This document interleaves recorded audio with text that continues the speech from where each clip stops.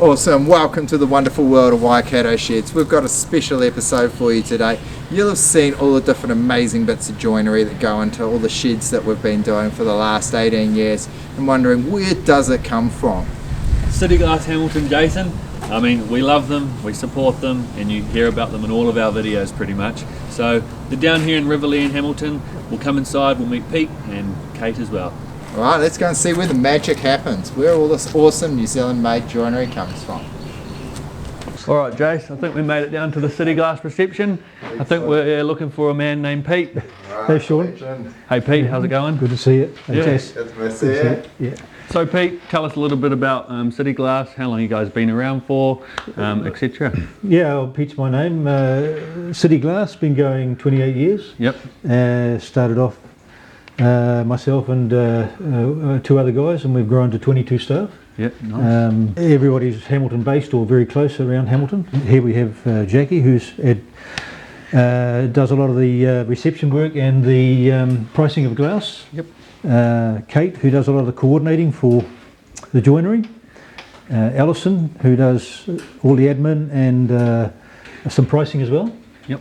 And Scott up the end there is aluminium joinery estimating and measuring and setting up jobs. Nice. And in here we have Tyler, a lot of the setting up for the and ordering of materials, all that sort of stuff for the joinery. Yep. And Scott, who does estimating and measuring as well. Oh, so it's a bit of a full-on team then? There's a full-on team, and Scott does all your Waikato Sheds pricing and setting up. Oh yeah, so he's the man we want to talk to then. He's a man you can talk to, and Yep.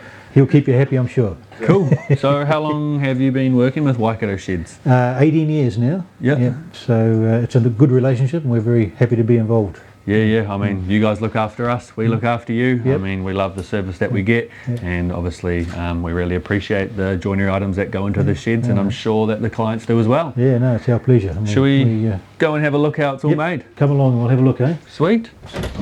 As you know, we're a glass company as well as a joinery company. Yep. So we do anything from frameless glass, shower doors, splashbacks, mirrors, reglazing broken windows, site glazing of your joinery if it's too heavy. We send the joinery out without some of the glass in it and we glaze it on site. So where does all this glass come from? A lot of it, we used to stock a lot more than we are at the moment because back in the day everything was single glazed. Yep. And nowadays most of it's double glazed, or a lot of it's double glazed. Yep. So we carry a lot of single sheets, that size there, which is about 2.4 metres by 3.6 metres. Yep. And we just drop them onto a table here and cut them up to whatever is required. And feed them to the joinery boys, or it goes out on site to wherever we're doing a job. Is there different types of glasses? So Yep. obviously within sheds I know there's a different couple. Yep. What do we usually use within ours, or is there anything specific for a shed?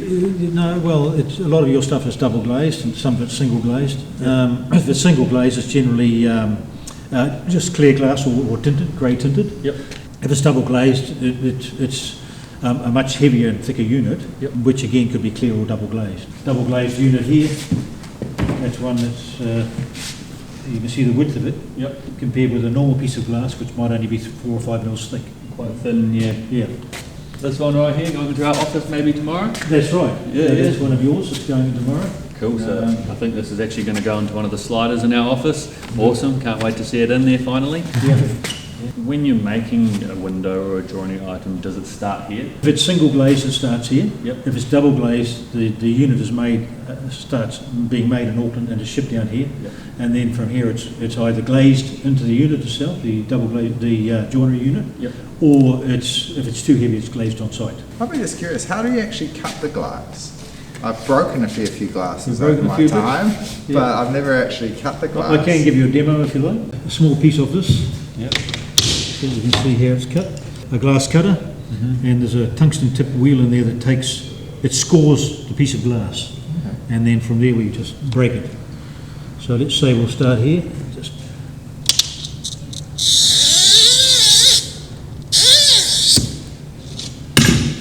there's several ways you can break it. You can put your glass cutter in there and break it, or you can just tap it and break it, or you can just break it like that. But in this case, I'll just tap it. Oh wow. And that's it there. As easy as that? As easy as that.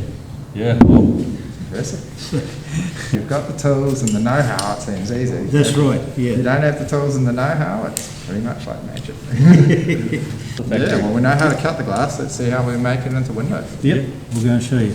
The extrusions come in 5 metre or 6 metre lengths. Yep. And then we basically cut them up to the sizes required for the window. Yep. And then machine them on the CNC and then start assembling them. After they're assembled, they're glazed, cleaned up, and that's the finished product. Yeah, so as you know, a lot of the joinery items that we have from City Glass, it comes with an aluminium head flashing. There is colour steel as well, but we always go with the aluminium head flashing just for the joinery items. It finishes off really nicely. But yeah, what's going on down here? With the windows, for example, Lance is making a sash here, Yep. which he's just about finished one. Yep. And after that, it'll be put in the corner, ready for the window to be made. Nice. This particular station here, we've got a window that's partly assembled. Yep. It's about to have the rest of the frame put on, and then it'll have the mullions and transients put in, and the sash hung. Cool. Nice. Ready to go. So this will be a 2-part window, will it? Yeah, So- it'll be a 2-part window. Yeah, it'll be more than likely one sash at the top and a fixed pane at the bottom. Ah, I see, yeah. Those are the various window stays which hold your sashes and allow them to open. Yep. This is a door, a sliding door, which is well underway. Yep. It still has to have the fixed panel glazed into it. Yep. And then the sliding panel will be made, and the sliding panel will go in this part, and we'll be sliding along when it's upright, of course. Again, that'll be a finished product. Something you guys want to be able to specify when you are in the quote stage with us here at Waikato Sheds.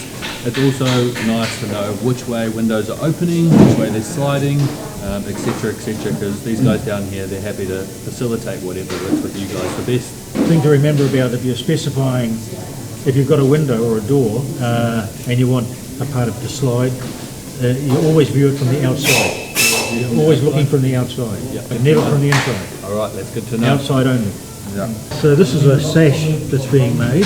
This one's got colonial bars, which is a bit unusual nowadays. It used to be quite common, but you don't see a lot of it nowadays. The bars are inside the double glazed unit, and then the outside bars are glued on. You can see the tape holding them there. And we leave that for a day, and then pull the tape off and clean it up, and it's What's the purpose of these bars? well, to give it that colonial look. And the reason these are being done is because we're retrofitting windows into a retirement village, and that's the style of house that they have in that village. So you guys are custom and you can make stuff however people really want it. That's right. Well, that's exactly what we want to hear. Yep. Obviously, we know that we like our sheds to look exactly how the client wants. Right. So they can more than happy come and talk to you about options as well. And see what they Absolutely. can do. Yeah. No, they can come and see us anytime. Yep. And this is a tinted option, is it? That's a grey tint. Grey tint. Yeah. Grey yeah. tint, which is by far the most common Most popular. tint nowadays. Yeah. Yeah. This is a door panel which is being assembled, and that's again just about finished. Just got to be glazed. Are they allowed to get the keys to match the house? Can do, If they don't want the keys to be separate to everything else? No Is that problem. something you guys can do? Providing we know the key number. Yep. They can have a key, what's called key, and a snib on the inside, or they can have a key.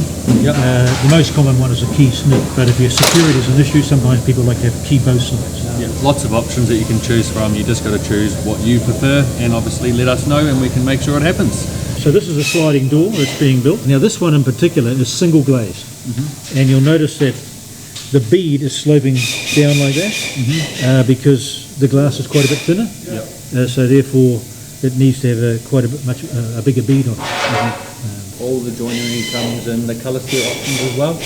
Yes, most of the colour steel options. Most of the colour there's steel there's about 30 or 40 colours Yep. to choose from. Yep. There's always half a dozen which are the most popular at the time. This is a double mitre saw, which is our main saw for cutting all the extrusions up, and it basically cuts the two ends at once. Very expensive, but at the end of the day, it does a good job. And over here we've got the CNC machine, which basically mills and drills all the extrusions. So for drainage, drilling for screw holes, and that sort of thing, it's all done on this machine. As you can see, guys, there's a lot that goes into these windows. It's not just waving a magic wand and then joinery piece ends up in your shed. You can see from Pete and what we've just went through, a lot of people are involved in making these windows, and we really appreciate the hard work that they do for us. Yeah, so one of the little things I'm noticing as I'm walking around the factory here at Pete's is the names don't. That's a T-Cookie kit set that we got. He's just building the frame at the moment. I know the roof's on. Joinery's already here for him. Little WSC stands for Waikato Shed Company. So there's a fair whack of joinery all throughout this, because with the supply chain issues that we've experienced in the last couple of years, we're ordering our joinery early, getting it all made so that as soon as it's ready to go on site, we can get it delivered. Here we've got the fabricate, you know, Gardner's, Harris, Davis, great name. So, you know, lots of different sheds that we've all got joinery stacked up and ready to go for. So, you know, it's good to see. So thanks for watching. It's great to be able to show off all the work, all the ingenuity and that goes into being able to build all these joinery items that are going into these sheds, and just show off that manufacturing is alive and well in the Waikato and New Zealand, and the importance of New Zealand made. It's a lot of jobs that are getting supported all across our great country when you're purchasing New Zealand made. So thanks for all the work you do, Pete. Thanks for the support. Thank you, Thanks Jason. for showing us Much around. appreciate it. Thanks, Pete. Thank you, Sean. Good to see you. Good to see you too. Awesome. Thanks for watching. Give us a like if there's anything you want to know. Comment below. And other than that, cheers, guys. Catch you on the next one. Thank you.